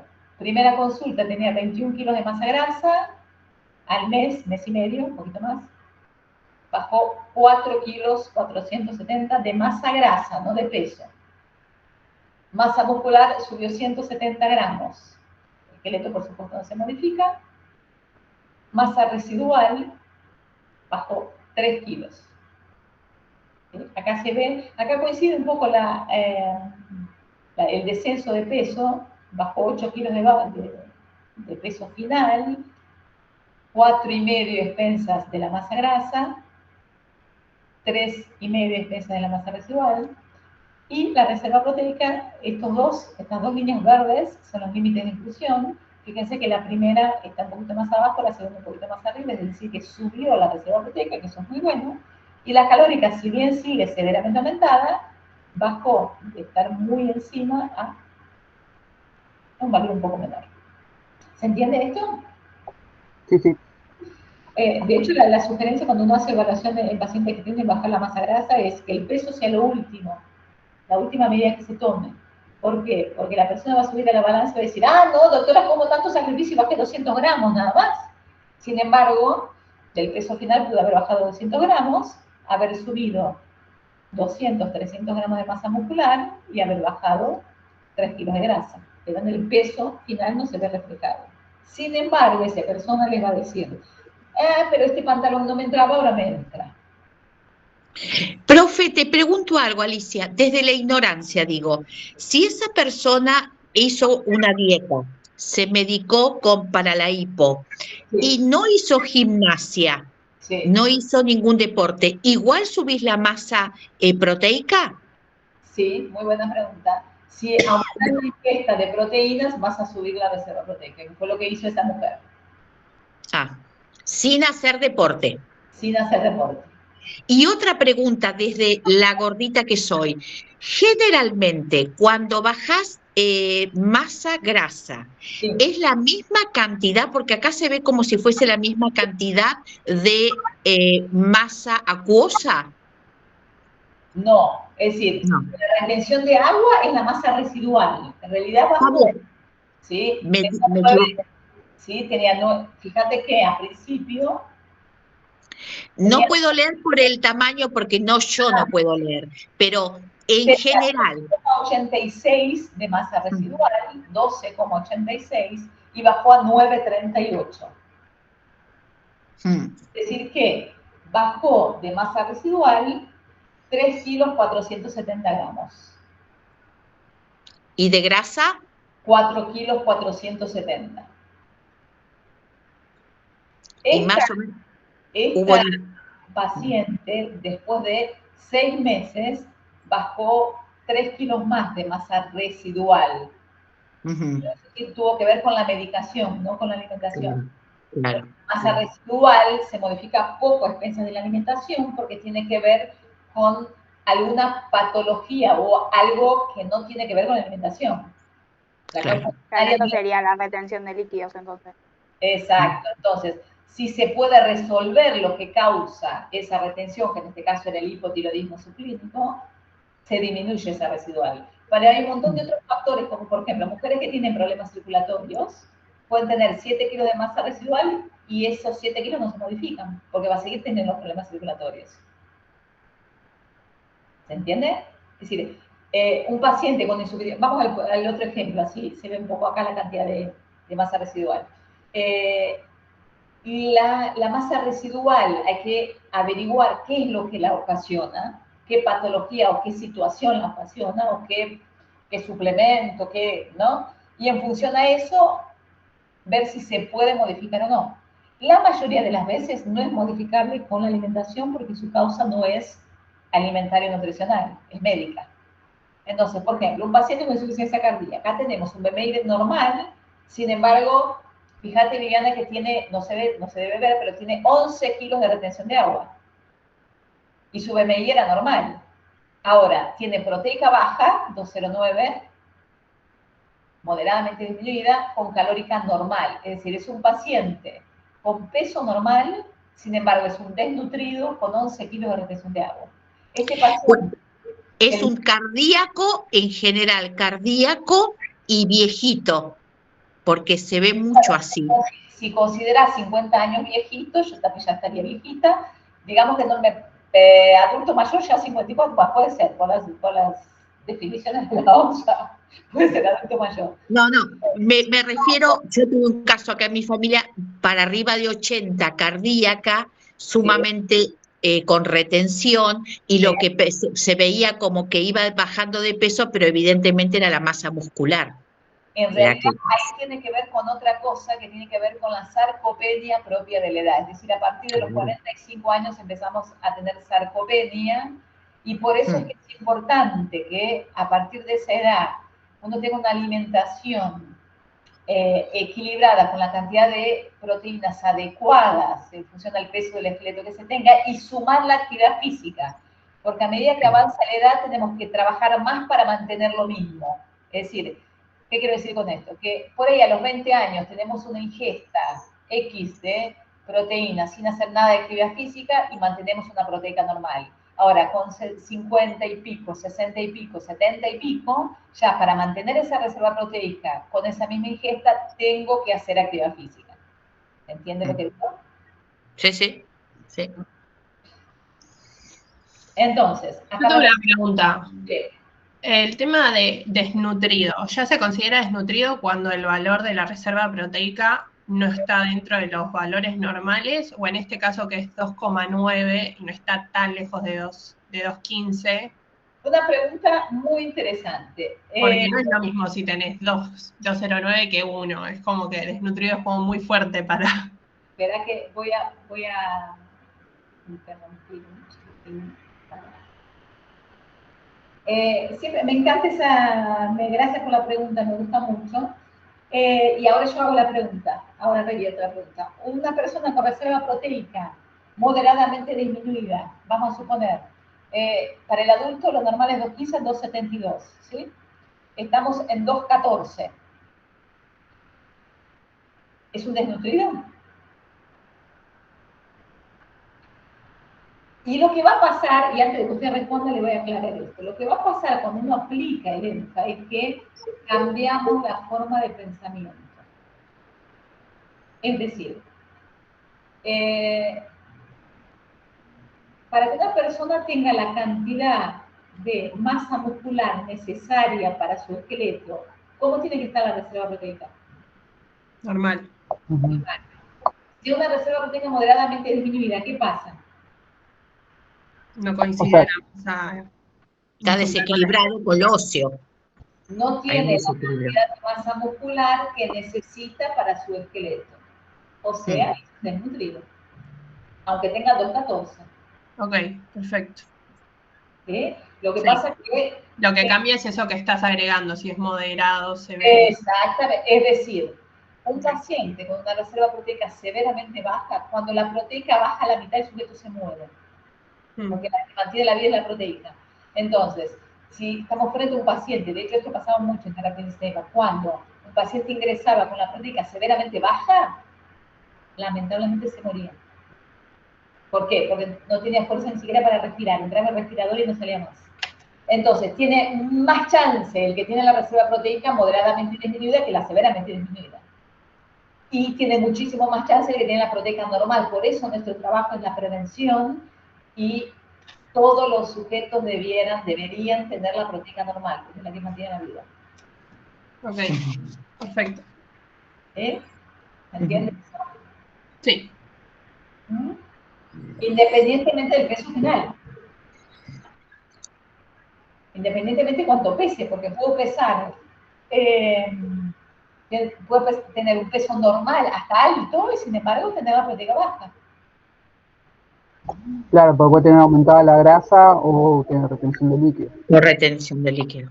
Exactamente. En los pacientes de estos últimos ejemplos que estoy poniendo, tienen un peso más elevado, expensas de tener mucha retención de agua. Pero puede pasar de un hombre con un esqueleto muy grande, va a pesar mucho porque ese esqueleto es enorme. Y no necesariamente porque tiene más cantidad de masa grasa de lo que debiera. Es decir, cuando uno empieza a evaluar la reserva proteica y la calórica, no le interesa el peso. Para nada le interesa el peso. Porque el peso no dice nada. Lo que me interesa es tener la masa muscular acorde al esqueleto, la masa grasa acorde al esqueleto, y ver si se puede disminuir ese residual en función de alguna característica médica. Es decir, que el médico, entonces, en este caso, el paciente con insuficiencia cardíaca, lo que hizo fue indicarle un diurético y después bajó de esa cantidad, tuvo 2 kilos menos. Y pero, la definición en este caso, del uso del diurético no tenía que ver con solo querer bajar el residual, tenía que ver con intentar bajar el esfuerzo del corazón, etcétera, etcétera. Es decir, que eso lo define el médico. Nosotros no podemos definir, porque recuerden ustedes que nuestro trabajo es diagnóstico nutricional y todo lo que podamos modificar de la calórica y la proteica. Lo que vamos a hacer con residual es abrir el ojo y ver dónde este residual está aumentado, está pasando algo. Entonces ahí derivarlo al médico para que el médico pueda definir a qué se debe y en todo caso si es necesario medicación para mejorar o no. O saber que esa es la cantidad de kilos que tiene en función a esa masa que no es modificable. Entonces, por ejemplo, una mujer que tenga 8 kilos de retención de agua, que tiene problemas circulatorios, que está en el ciclo menstrual, que está ovulando, y va a tener esa cantidad de kilos. Por eso no le tiene que preocupar el peso. ¿Entiende? Sí, sí. ¿Sí?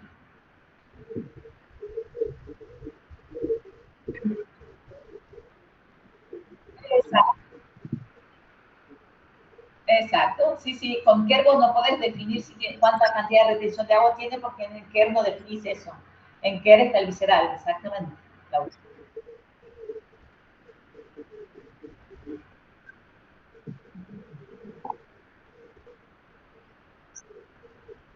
Si usás KER, primero, si usás KER no vas a tener ni siquiera el diagnóstico nutricional. Exacto, si usás KER vas a tener esos componentes que incluso son diferentes. No vas a poder ni hacer el diagnóstico nutricional y no vas a saber si tiene más o menos cantidad. Por eso es que KER no se debe usar en la clínica. Y cuando uno lo aplica en deporte puede encontrar y puede inferir si está tomando X suplementos anabólicos, etcétera, en función al aumento de la masa residual. ¿Sí? ¿Me entienden? Por eso ahí viene ese concepto, es cierto, que algunos suplementos aumentan la masa magra, eso es cierto, pero a veces lo aumentan a expensas de la masa residual. Pero si yo estoy usando KER, no sé si aumenta la masa residual, porque esa residual de KER es visceral. Y en tu caso tendría más masa visceral. ¿Sí? ¿Entienden? Ujú. No, nada. Entonces, vamos de vuelta.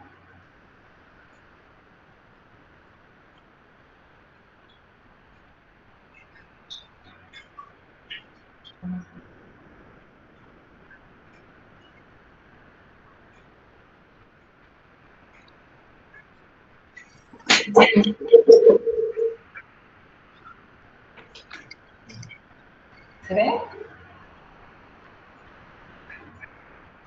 ¿Se logra? Sí, sí. Un embarazo. Acá tenemos una embarazada, 28 semanas, el grande, 28, y tiene un aumento 19,95 en la residual. Fíjense que acá tenemos proteica moderadamente disminuida y calórica normal.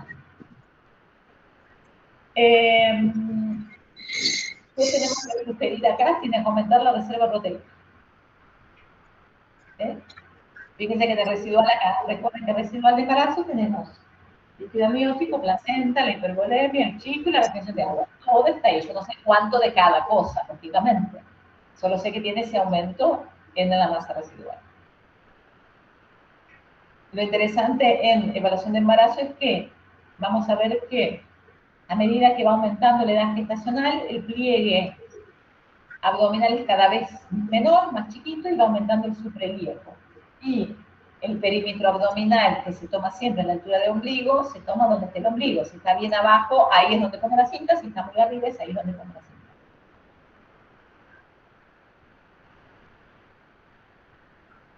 ¿Entienden? Fíjense, localización, pliegues, supraelíaco, donde más se tiene. Esta mujer es muy armónica, muñeco, húmero, tobillo, es decir, tobillo un poco más fuerte. Cualquier tipo de baile estaría muy bien si hiciera. Por supuesto que no vamos a sugerir que haga baile, o algún deporte cuando no lo hacía. Si no hacía deporte, no vamos a sugerir, este no es el momento para hacerlo. Sí, ¿alguien quería preguntar?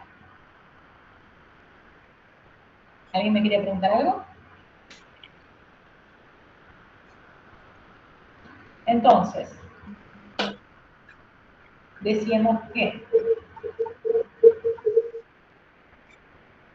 lo importante y la gran diferencia del ENFA con los demás métodos es que vamos a determinar diagnóstico nutricional a expensas del tamaño del esqueleto único. ¿Sí? Es decir, que quien define la cantidad que necesita de masa muscular y de masa grasa es el peso del esqueleto que tenemos.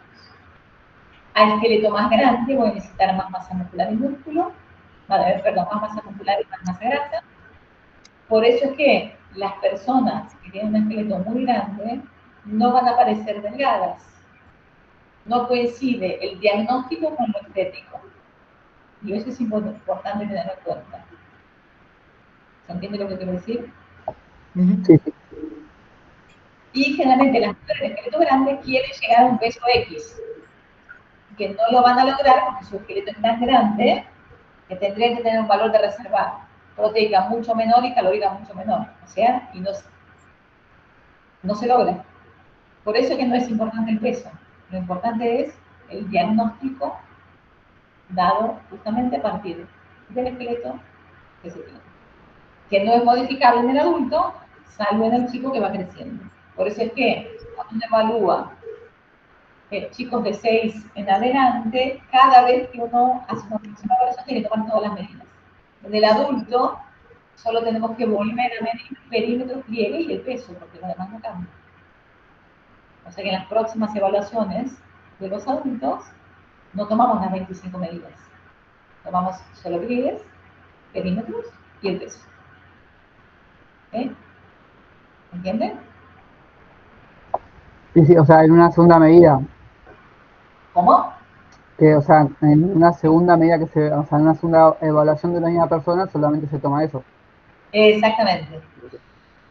Exactamente. En las sucesivas evaluaciones de los adultos, vos tomás Perímetros, pliegues y peso. No necesitas tomar diámetros y altura y altura sentada.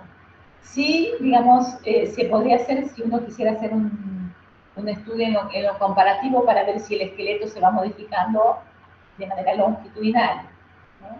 No sabemos si con 80 años tenemos el mismo esqueleto que cuando tenemos 20. Puede pasar que uno tenga osteopenia o osteoporosis, puede pasar que la densidad sea diferente, pero el tamaño no lo sé. Si uno quisiera averiguar eso, sí, tenemos que hacer un estudio longitudinal y entonces evaluar, ¿no? Definir plazos para seguir midiendo el esqueleto del adulto. Pero para la parte clínica, para la aplicación de la clínica, lo que se hace es solo perímetros, pliegues y peso. Al menos chicos que van creciendo, entonces ponemos todo. ¿Okay? ¿Preguntas? Yo tengo una consulta, Alicia. Sí, Andrea. Cuando evaluamos lo que es la reserva proteica y está disminuida, diagnosticamos como desnutrición. ¿Con la masa grasa no pasa lo mismo? O sea, sobrepeso o algún diagnóstico de ese estilo. Lo que pasa es que, Andrea, cuando vos aplicas el ENFA, tu diagnóstico es proteica. Normal, moderadamente aumentada, severamente aumentada, moderadamente disminuida, severamente disminuida. Y lo mismo para la calórica. Te corres de la clasificación de desnutrición. ¿Sí? Okay. Vos lo que querés es, ¿tiene una reserva proteica moderadamente disminuida? Tengo que aumentarla, tengo que hacerla llegar a la reserva proteica normal. Logro ese primer objetivo, llegar a la proteica normal, está en el límite inferior de la normalidad, quiero correrlo un poquito hacia la media, para tener más reserva, para no estar en el límite, para que cualquier situación haga que baje la proteica, que es la que mantiene la salud. Tengo la calórica moderadamente aumentada, aquí la voy a bajar a calórica normal. Pero uno no habla más ni de sobrepeso, ni de desnutrición, ni de peso. Okay. El diagnóstico es proteica y calórica, con esas 6 clasificaciones: normal, moderadamente aumentada, moderadamente disminuida, severamente disminuida. Ok, gracias. ¿Se entiende? ¿Preguntas? Yo tengo una consulta respecto a la medida de diámetros óseos. Sí. En el apunte dice que si se observa, o sea, en el diámetro antero-posterior del tórax aumentado, Sí. puede padecer neumopatía obstructiva. En realidad es, digamos, eso surge de, porque en la práctica uno, digamos, va encontrando en diferentes poblaciones y a partir de diferentes evaluaciones perfiles, ¿no? Entonces, encontré que muy común esa medida muy aumentada en pacientes con patologías cardíacas, en chicos o adultos que fueron asmáticos de chicos, por ejemplo. Los mexicanos, como población tienen esa medida muy aumentada. Es decir, los mexicanos, por ejemplo, una altura promedio, pueden tener unos 60 de promedio de altura con un anteroposterior de 22, 23. ¿No? Entonces, uno va encontrando y va asociando en función a diferentes patologías características que supongo que son características de adaptación. Los chicos asmáticos también tienen esa medida. Los que hicieron natación de chicos también tienen esa medida. Es decir, que uno después va encontrando perfiles o características en función a diferentes situaciones. Eso no quiere decir que cuando uno encuentre una medida más aumentada ya diga, ese paciente es cardíaco, porque eso no lo podemos hacer ni debemos, ¿sí? Pero da digamos, la asociación entre algunas patologías con algunas medidas. Por ejemplo, en las embarazadas, todas aquellas que tenían mucho más diferencia entre el vitrocantero y bilíaco, tuvieron parto normal. Con esto no vamos a decir, mira, si tenés la medida muy chica vas a hacer cesárea y si no vas a... Eso uno no lo dice, pero observando y haciendo las evaluaciones uno va encontrando perfiles, ¿no? Ok. ¿Se entiende, Pablo? Sí, se entiende. Cuando me di a los mexicanos, iba preguntando, ¿fuiste asmático cuando eras chico? No. ¿Tenés alguna patología cardíaca? No. Entonces, a medida que fui midiendo, ninguno tenía patología, ninguno había hecho natación, ninguno había sido asmático, ¿no? Entonces eso fue característico y debe ser propia de la altura, ¿no? Entonces uno va evaluando, va encontrando, digamos, diferentes perfiles o diferentes características propias de cada población y propias o características de la patología en sí. Pero no usamos esa medida para diagnosticar. Recuerden que nosotros no debemos y no podemos hacer diagnóstico numérico ni decir que por una medida va a tener tal o cual cosa, ¿no? Uno observa y funciona a diferentes situaciones. ¿Se entiende eso? Sí. Preguntas.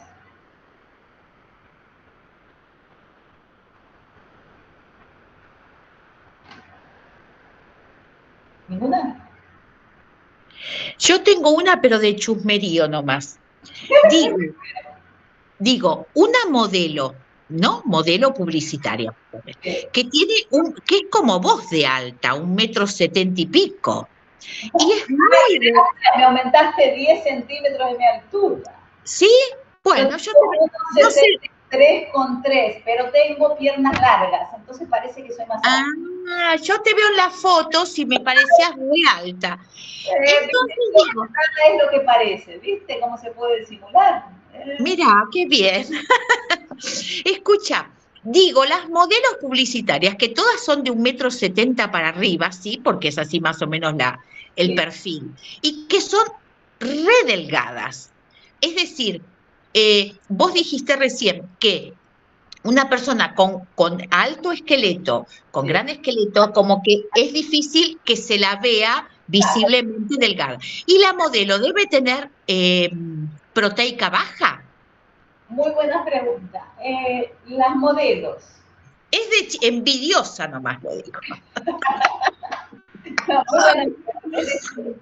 Por eso, en general, en los últimos años está cambiando el paradigma del peso y de lo estético, todavía cuesta mucho, por eso hay modelos con perfiles diferentes, pero en general las modelos de esqueleto grande tan delgadas tienen proteica y calórica muy baja, son desnutridas, y entonces es ese flaco feo, porque le está faltando músculo y le está faltando grasa.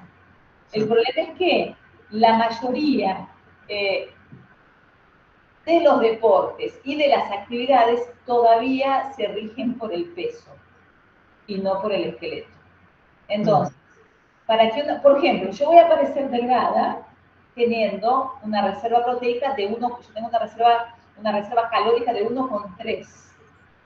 En el adulto es 0,85 a 1,47. Sin embargo, yo siempre voy a parecer delgada porque tengo un esqueleto muy chico, un esqueleto de 6. Visualmente voy a parecer delgada, aunque tenga la calórica normal, de la media hacia arriba.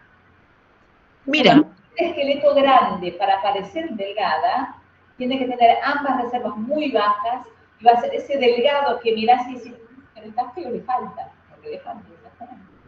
Lo que quiere decir es que una mujer de esqueleto grande no va a parecer delgada. Claro. Pero eso es lo estético. Como una persona alta, con tronco muy alto y piernas cortas, parece más petiza. Claro, claro. Y una persona como yo de piernas largas, parece que mido más. Totalmente, totalmente. Yo pensé que pasabas 1,70 m. Totalmente. 3,3. Totalmente. Entonces, ahí entra lo interesante que una cosa es el diagnóstico nutricional y otra cosa es lo estético.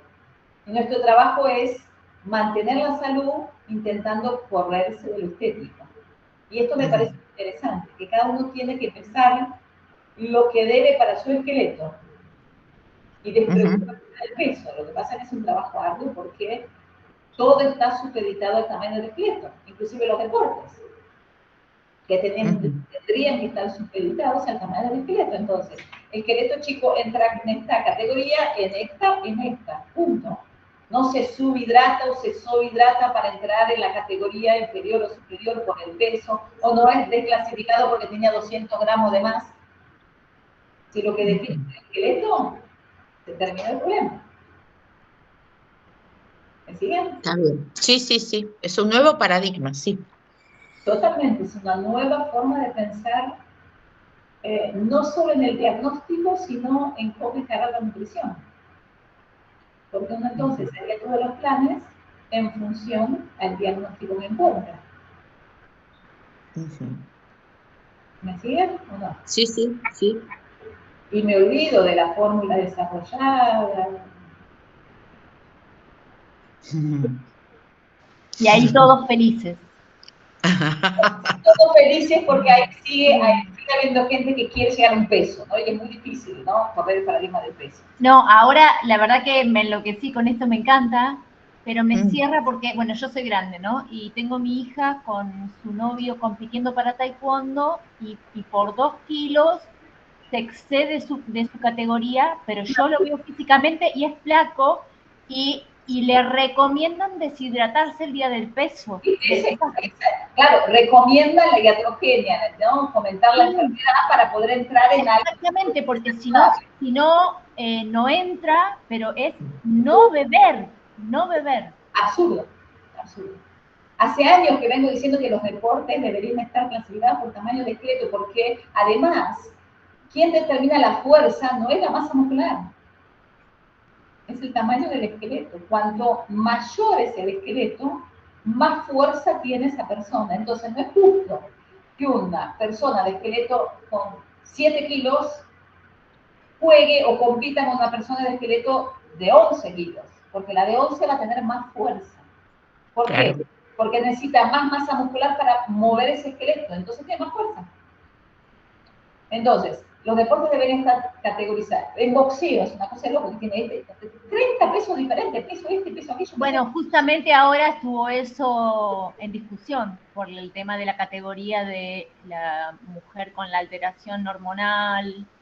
Y también, fíjese qué interesante, qué bueno que hiciste la pregunta, porque entonces me da pie, pues si usted la pregunta, yo no voy a hablar de varios temas, pero si pregunta yo. Qué interesante porque nos olvidamos del sexo, toda esta cosa que la mujer no puede competir, que el hombre o el trans no puede competir, ¿por qué? Tamaño de esqueleto, que no tiene que ver con sexo. Claro. Esqueleto parecido, va acá, no importa si hombre, mujer, trans. Eso es realmente objetivo. Claro, tienes razón. No es a lo que a mí me parece, es lo que realmente da fisiológicamente. Entonces, es lo más objetivo, tenés razón. De 10 a 11, hombre, mujer, trans, el que se siente hombre, mujer, lo que fuera, no importa. Tamaño de esqueleto define, compiten. Después entrará la habilidad, la concentración, la cabeza, un montón de otras habilidades que son necesarias para llegar a un deporte, pero no desde la composición corporal que tenga más fuerza porque el esqueleto es mayor o menor. Y no esta cosa absurda que se quiere llegar a un peso subhidratando o hidratando o inyectándose insulina, inyectándose análogo, inyectándose nuevo, para llegar a un peso que después compiten teniendo esqueletos diferentes con fuerzas diferentes. No es justo. ¿No? Sí, sí, totalmente. Me encanta. Es un antes y un después. Todos me dicen cuando hacen los cursos conmigo, porque yo me dedico desde el año 2000 a dar cursos, ¿no? Hice mucho ya en Argentina. Todos buscando la fecha para el curso. Muy bien. A partir, entonces, yo desde el año 2000 que me dedico a dar cursos de esto, fui cambiando la modalidad. Antes hacía intensivo presencial, ¿no? 2 días. Ahora, desde la pandemia, se cambió la forma y sea toda la parte virtual, toda una parte del curso teórico con muchos videos y materiales de lectura y demás, virtual, y después, digamos, la parte práctica, talleres prácticos. Entonces uno puede hacer el curso teórico y después hacer diferentes talleres en diferentes fechas. Lo importante para ser un buen antropometrista es aprender la técnica, aprender, por supuesto, la teoría, pero después medir y seguir midiendo. Se puede hacer el mejor curso, que si dejé de medir, vuelvo a medir mal, arrancar de vuelta, ¿no? Entonces, respondiendo a tus preguntas, email enfa@enfa.com, Para cualquier duda, página www.metododenfa.com para los que quieran en algún momento hacer el curso teórico de ENFA y formación de práctico. No hay que ser recibido, sí hay que ser recibido para después hacer todo el plan de alimentación. Es decir, yo puedo medir, de hecho hay gente que hace antropometría, pero que después deriva al nutricionista para hacer el plan de alimentación. Uno debería ser recibido para hacer las dos cosas. ¿Se entiende lo que digo? Uno no va a poder sugerir el plan alimentario sin tener todavía la matriz. Sí, por eso quizás es cuando uno ya está por recibirse es el mejor momento, porque vas a salir a practicar. Yo lo que sugiero es, porque hay mucha gente cuando está en segundo año quiere hacer el curso, y yo te sugiero, digo, esperen un poquito, porque pueden hacer el curso teórico, pero después, o que esperen después también a poder comprar los instrumentos, porque una cosa es la cosa teórica y después es poder aplicarlo. Entonces, lo ideal es uno, poder, digamos, hacer el curso y después comprarse, por ejemplo, en varios cursos que han hecho en México y han hecho eso. Hicieron, por ejemplo, 4 nutricionistas que trabajaban en el hospital, hicieron el curso teórico, después hicieron la parte práctica con la referente de ese lugar, y después se compraron un solo equipo y se reparten los días de atención en el hospital entre las 4. Entonces, eso también se puede hacer, ¿no? Pero la sugerencia es no solo hacer el teórico, porque después uno tiene que medir, sino, ¿no? Para el taller no es necesario tener los instrumentos de medición, porque se brindan en el... De hecho, yo sugiero que no compren los instrumentos hasta no practicar con diferentes modelos para después elegir. Porque también es importante practicar con diferentes y ver cuál necesita uno mejor que otro. Y después, entonces, comprar los instrumentos y después medir y practicar. Entonces, como hace muchos años que yo trabajo para esto, para que el ENFA se difunda, para que podamos hacer diagnóstico nutricional a nivel individual y poblacional, para que podamos romper paradigmas en relación al peso, en relación a lo estético. Mi objetivo es formar una comunidad ENFA, ¿no? Por eso es que con los años fui como cambiando la dinámica, y la idea es que cada vez seamos más, que apliquemos el método para poder trabajar en salud y fomentar la salud, ¿no? Porque en nutrición ustedes van a ver en esta actualidad tan virtual, muchos hablan de nutrición y van a escuchar muchos marcos teóricos, algunos correctos, otros totalmente incorrectos, y me parece que nuestro trabajo como nutricionistas es mantener la salud, ayudar a mantener la salud, a romper paradigmas, porque en nutrición tenemos muchos paradigmas, ¿no? Que podamos, y que cada persona pueda encontrar su forma en relación a la nutrición, a la alimentación, que no sea padecer.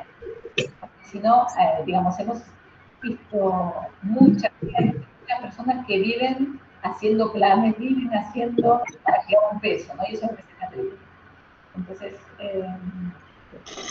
todo sería en un futuro no tan lejano que seamos cada vez más rompiendo estos paradigmas, ¿no? Por eso estoy pensando también hacer un curso que se llame Rompiendo Paradigmas. Preguntas.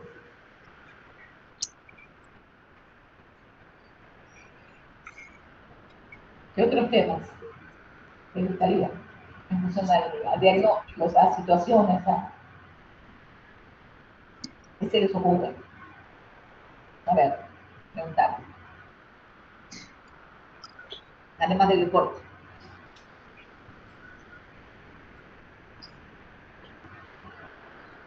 ¿Ninguna duda?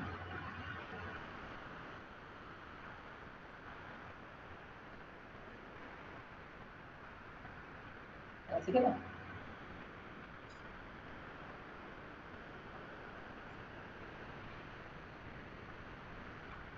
¿No?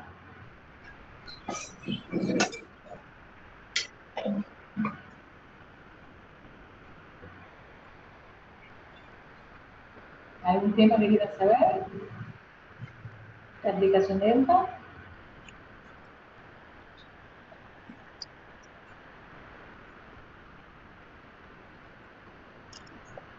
No, profe, yo creo que no tengo ninguna duda por ahora.